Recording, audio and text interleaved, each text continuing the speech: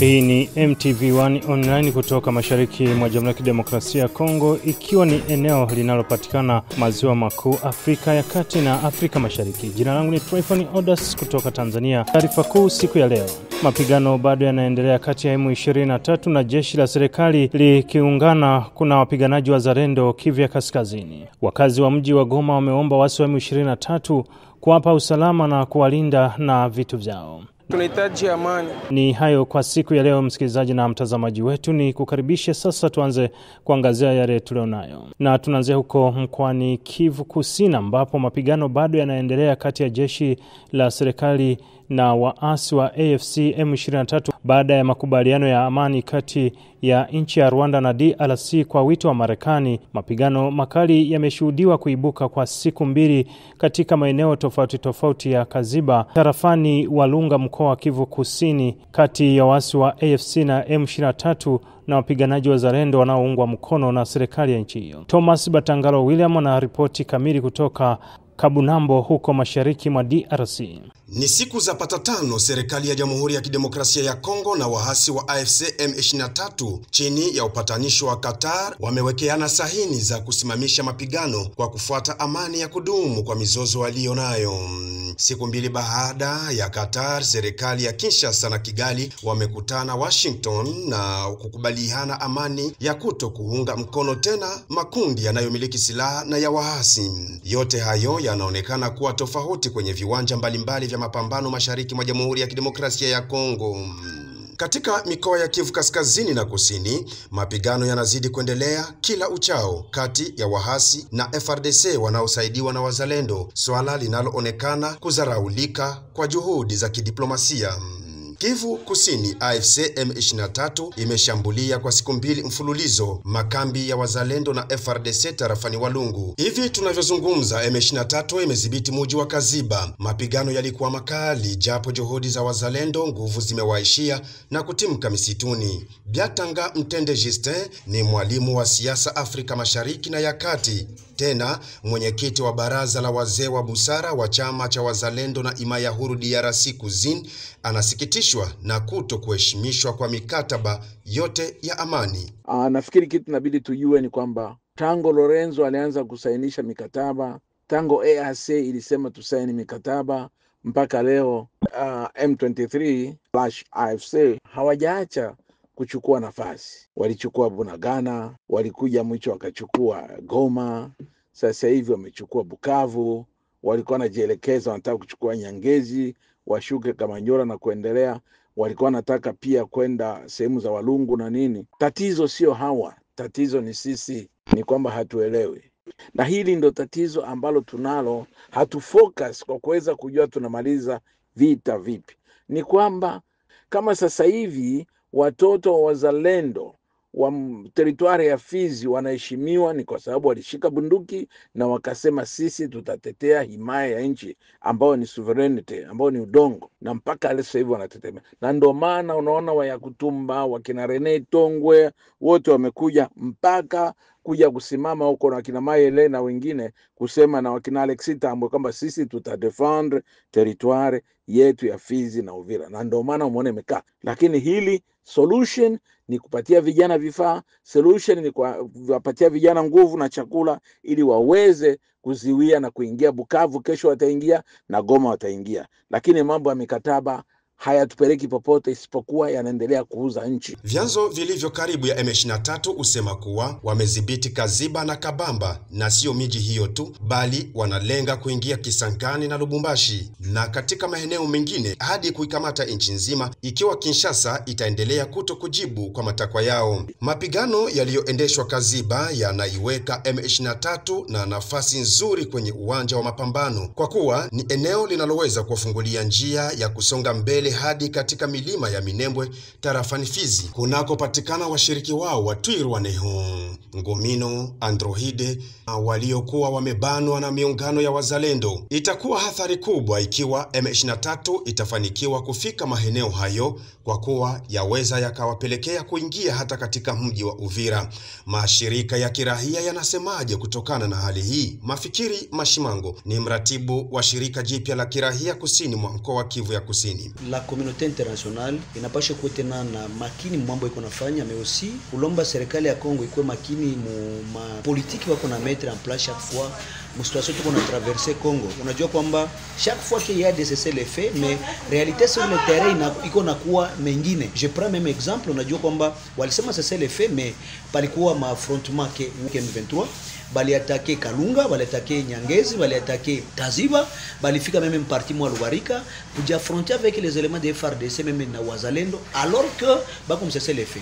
Nous comme nouvelle civile na waza kwamba que c'est un regret total, na tuliandikia na tuliita wakubwa kwamba banapasha kuwa plus responsable kwa kwamba banapasha kufournir d'autres efforts pour quand même protéger nchi. Le cas contraire, si wakati mingi tutakuwa victime, tunawaza kama la communauté internationale kwa tusaidia, tunawaza kuna fuata engagement, mais plus tard si ndio tuko na teseka zaidi. Mapigano mengine yalishuhudiwa Jumamosi Aprili 26 katika kijiji cha Irambi Katana tarafani Kabare kati ya wazalendo na M23. Waasi hao wanazidisha kuimarisha ngome zao za Kabare na Kalehe. Profesa Obedi Ishibwela Nyamanjoku ni mbunge wa taifa nchini Jamhuri ya Kidemokrasia ya Kongo toka chama cha siasa AFDCA, ila pia mmoja wa viongozi na mshauri wa shirika la Mwalo ambalo utetea haki ya wahanga wa mauaji ya kimbari ya Makobola tarafani Fizi na sehemu zingine mashariki mwa DR Congo.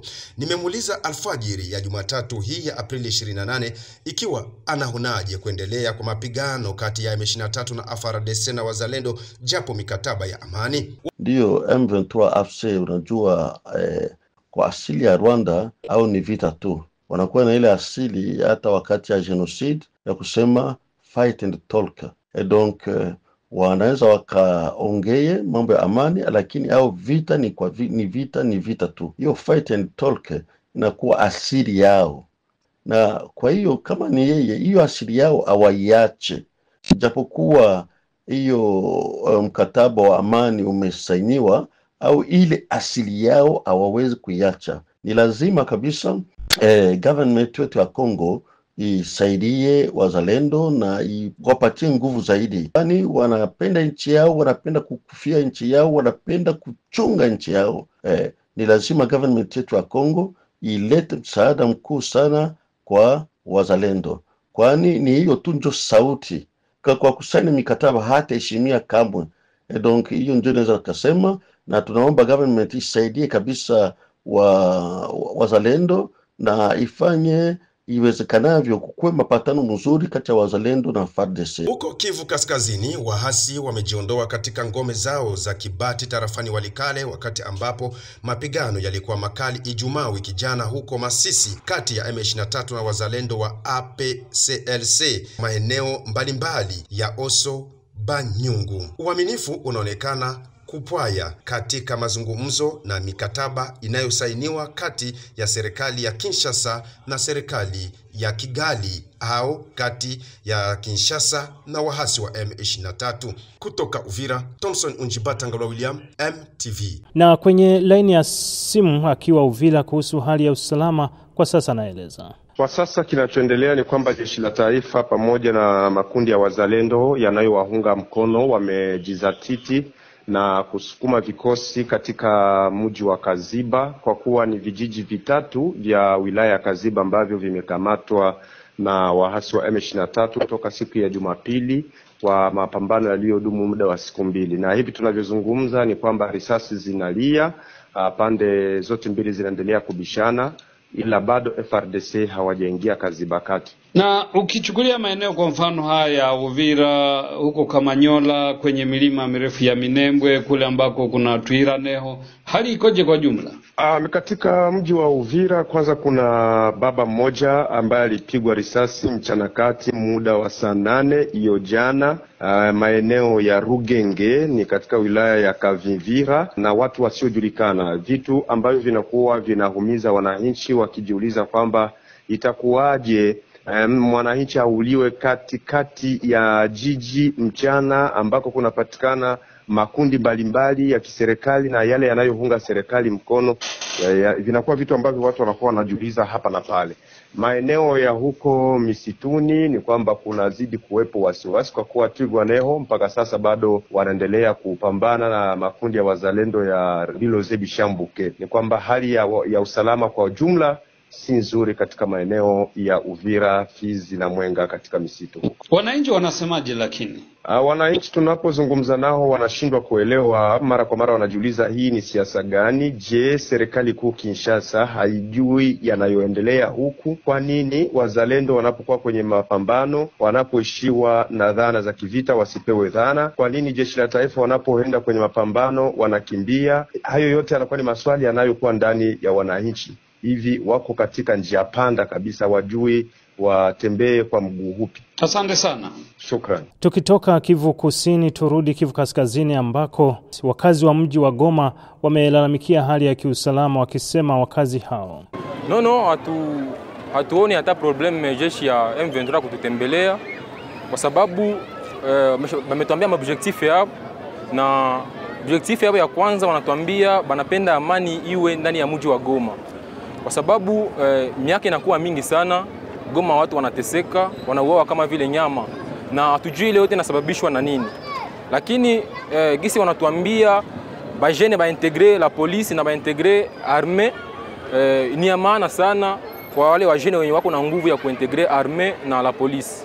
Hoga yenu ni nini? Ofu ni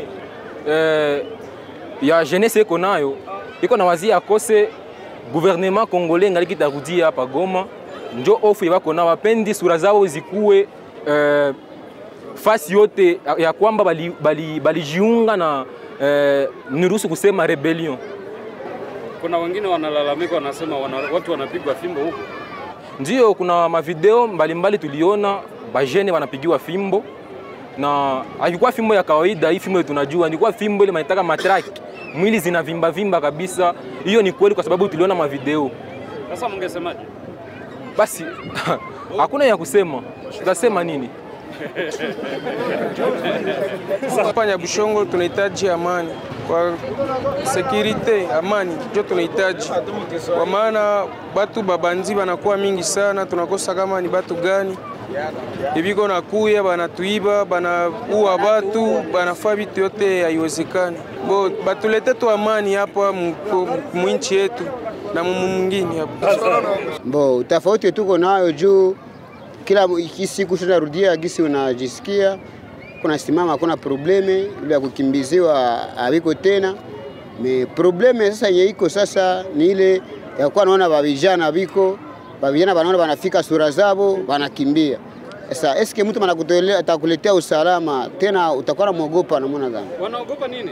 Mbo ile kunyanguliwa bila shua yako na kamatiwa, unaenda mkazi bila wewe peke kujiruhusu. Uenda fasi kwenye ujue wanakubeba fopa, utakosekana. Mbo ndio maisha, ndio mpaka ile ndio probleme hii inatutesa. Probleme ingine ya kutembea usiku sema motari, Mungu anasaidia. Na unaonaje hao wa vijana ambao wanajiunga na M23 kupenda kwao? Mbo bali wanajiunga, Mungu awasaidie. Jo mtu ayaki atapatia maisha. Kila maisha mtu anatafutaka kwa atapata, ndio mtu anaenda. Tunahitaji nini? Sisi tunahitaji tu amani, tujisikie tuko bien, kutana na soda. Bonjour nipite, me bila kuona niogope nikimbie. Sasa ite watu matension maro. Mtogari kapita kama watu wanasimama hivi watatu, ifo banje bakimbie. Sasa eske ile ni aina kwa maisha yanayo mzuri. Na walikuwa tuletea amani. Na to kwanza kwa tunafikia leo pali to ishuke ilikuwa kama 2008 itafika kwa mu 3005 sasa. Kuhusiana na malalamiko hayo tulipata Lemi Segiobe, mmoja wa viongozi wa M23 mkoa wa Kivu Kaskazini. Asante sana bwana mpasha habari. Kama tunaendelea na kuzunguka ndani makata mbalimbali, ni kwani unauliza kwamba kwa nini tunaendelesha na kitu doa iko pale. Hii mpango tulianza mbele doa ikue, na tunahakikisha kuwa tunaendelesha, na pia ilikuwa si demande ya population. Population wenyewe ndio wanataka, wanasema wamechoka na regime ya zamani, wanataka kusema wao wenyewe wagomboe nchi yao. Na ndio maana umetuona leo tumefika sasa ndani ya hii kata ya Nyabushongo ambao population imetupokea kwa shangwe, na ingine tumeita vijana waorozeshwe ndani ya armée révolutionnaire, na hatukukaza mtu yoyote. Ilikuwa ni utashi ya population ni utashi ya wazazi, ambao wazazi wao wenyewe, kuna wale ambao wanatuita hata kwenye masimu, wanatuambia nataka mtoto yangu naye aandike kwa hii histoire, naye akuwe kati ya hii jeshi ambayo itakuwa kugomboa hii Kongo, ili kesho Kongo tuhakikishe kuwa kweli uongozi mbaya ambao tumepiganisha tumeiondoa na tumeanza tayari uongozi mpya. Wananchi watarajie nini kwa AFC M23? Wananchi ambao watatarajia, yani ni kuwaomba tu, dabora AFC M23 inawaomba watupatie habari ili tuwapatie usalama, kwa kuwa hatuwezi kufanya chochote bila usalama, na ndio maana tunaomba watuwaelezee mahali ambapo kunakuwa adui, ili tuharakishe, tuhakikisha kuwa tumetuma majeshi wetu pale ili tuweze kuwapatia usalama, kwa kuwa hii jeshi ya armée révolutionnaire non seulement iko na discipline, mais aussi iko na souci ya population, iko na souci ya kusema ilete wa amani ambayo ni amani ya kudumu. Tutawaomba waendelee na kufaire confiance kwa hii jeshi ya armée révolutionnaire, na wajue kama ni watoto yao, waendelee na kuwapatia ile ambao wanawaomba kama information, na ili kesho vitu bikuwe vizuri sana. Lakini swala la mwisho, wananchi umesikia wanalalamika, hawa vijana wakati tulikuwa hapa mbele wanaogopa, wanadhani mtawabeba kwa nguvu, wanasema vile mnawapiga fimbo. Ndugu mpendo, nawaza hiyo swali kiongozi wa jeshi ambao tuko naye Colonel Alfred aliweza kujibu. Alisema kwamba sisi jeshi yetu hairuhusiwe kupiga watu fimbo, na kama hiyo kitu inaweza kuwa kwa wale ambao waliderape, ni tayari uongozi inakuwa inahakikisha kuwa inaweza kuinterpele wale ambao wanaweza kubifanya, kwa kuwa sisi tuko pale kwa ajili ya kusema tusaidie na tuongoze raia yetu, kwa kuwa hakuna uongozi bila raia. Na ndio maana tutaendelea kuwaomba. Tunajua Kinshasa iliweka ndani watu vitu vibaya kwa ajili ya hii mouvement révolutionnaire, ikaonesha kama hii mouvement ni mouvement ya wateroriste, ikaonesha kama mouvement ya wapante. Lakini cha kushangaza sasa tuko naongea nao. Sasa tunajiuliza, wanaongea na wapante namna gani? Wanaongea na wateroriste namna gani? Hawaone kama ni kudanganya tu population bure? Tunawaomba wasiendelee kudanganya population. Population wenyewe wanaona ukweli kwenye iko. Tuko na besoin ya bonne gouvernance, na tuko na besoin tuone hakika ya kuwa nchi yetu kesho inatufalia kupitia hii armée révolutionnaire ambayo ilichukua silaha kupitia article yetu ya mu constitution. Ni kusema hii revolution iko constitutionnelle. Asante sana. Maisha ni magumu, wananchi umesikia wanalalamika, watu wanashindwa kupata chakula na dola. Utafanya nini? Yenyewe maisha kweli ni vigumu, kwa kuwa unajua kwa sasa tunatumika chini juu ili population yetu iweze kuretrouver kwanza amani, kwa kuwa ukikula hauwezi hata kwenda tafuta chakula kama uko mwa insecurity. Na leo tumehakikisha kuwa hata kama kungali kwanza mabitu kidogo kidogo inabidi tuweze kumetrize ndani ya mgini, lakini tunahakika ya kuwa kesho yake Goma yenye mulionaka zamani ya insecurity hamutaiona tena ndani ya hiyo insecurity. Kwa ajili ya hiyo chakula bila bitu nao bitafuata, kwa kuwa tuko tunapiganisha, tuangalie namna gani uchumi inaweza kuwa stable ili population iretrouve kabisa amani na iretrouve kila mtu atumike kazi yake kama vile inatakiwa. Huku wakazi kwa upande wao wakiomba amani na usalama, hasa wakiomba serikali ya Kinshasa na waasi wa M23 kuelewana katika mazungumzo yanayoendelea Doha, Qatar. Kwa siku za mwisho, ujumbe wa serikali ya Ubelgiji ilitembelea Beni na kukutana na gavana wa upande wa serikali Evariste Kaure Somoe, ambako amezungumzia swala la usalama na hali ya kiutu. Wasafiri wa Goma Butembo wakiomba barabara kufunguliwa, kwani wakazi wanaendelea kuteseka katika siasa wasizozifahamu. Na huko Tanzania, wakati shughuli za ziwa zikiwa ndio uti wa mgongo kwa wakazi wa Kigoma katika ziwa Tanganyika, hali ya usalama ndio ndani ya ziwa hilo linatajwa kuzorota katika siku za hivi karibuni kutokana na uwepo wa vitendo vya utekaji na uporaji wa zana za uvuvi. Ziwa Tanganyika ni moja kati ya vyanzo vikuu vya riziki kwa maelfu ya wakazi wa mkoa wa Kigoma, lakini kwa sasa limegeuka kuwa chanzo cha hofu kwa wavuvi baada ya siku za hivi karibuni kuzuka matukio ya utekaji, uporaji katika ziwa hilo. Sasa sisi wavuvi tunapoenda ziwani, kwanza tunaenda roho ziko juu. Na 100% niseme tu kwamba majambazi wanapokuja kututeka, wanakuja wakiwa na imani kwamba hakuna ulinzi, wote ule. Tunahitaji ulinzi ndani ya ziwa Tanganyika, kwa sababu wale wanapokuja kuiba wanajiamini, wanajua hapa hamna ulinzi, hamna, kwa sababu ujambazi wanaanza mapema, wanaanza kuanzia mida 3 kamili hadi saa 7 za usiku. Kwa mjibu wa wavuvi hao, wanasema baadhi yao wanalazimika kuacha shughuli za uvuvi kwa kuhofia usalama wao. Mimi nimeibiwa mashine moja, lakini shemeji yangu aliibiwa mashine 2. Mjomba wangu mimi huyu ambao mliwasiliana naye ameibiwa mashine mpaka na wavu. Hivi nikikuonesha amepaki, hana kazi tena. Kwa sababu wamemwibia mashine, wamemwibia wavu, wakaiba mafuta, wakaiba mpira wa mashine, wakapeleka. Na hao majambazi walikuwa ni 3 tu. Na walikuwa na silaha 3. Kamanda wa polisi mkoa wa Kigoma SASP Philemon Makungu anaeleza ukweli kuhusu jambo hilo na hatua ambazo wanazichukua. Ilitolewa taarifa kwamba kuna tukio la wizi wa nyavu majini ziwa Tanganyika, na lilipotiwa na askari wa marini walikwenda kwenye eneo hilo, lakini eneo lenyewe linavyoonekana ni upande wa pili wa nchi, kwa maana ya DR Congo. Sasa tumekuwa tunatoa elimu kwa wananchi wetu wavue kwenye maeneo ya kwetu. Kwa mfano tukio ambalo wanazungumzia kwamba limetokea juzi, askari wetu wa marini walikuwa ndani doria, na inasemekana walivyowapigia simu hawakuweza kupatikana. Inawezekana walikuwa sehemu ambapo mtandao hauko vizuri. Lakini baadaye taarifa zilizokuja kuletwa kituo cha polisi hapa, tukaambia basi hebu wawapeleke sehemu ambako tukio limetokea. Ikaonekana ni nani waliana na wavuvi wenyewe. Sasa tunawaelimisha wananchi wetu wavue upande wa kwetu ambako kuna utulivu na tunaweza tukaudhibiti, sio kuingia nchi ya jirani. Msikilizaji na mtazamaji wa MTV1 Online, kwa hayo na mengine mengi, nikushukuru kwa kuwa nami. Mimi ni Tryphon Odas, asante na kwaheri.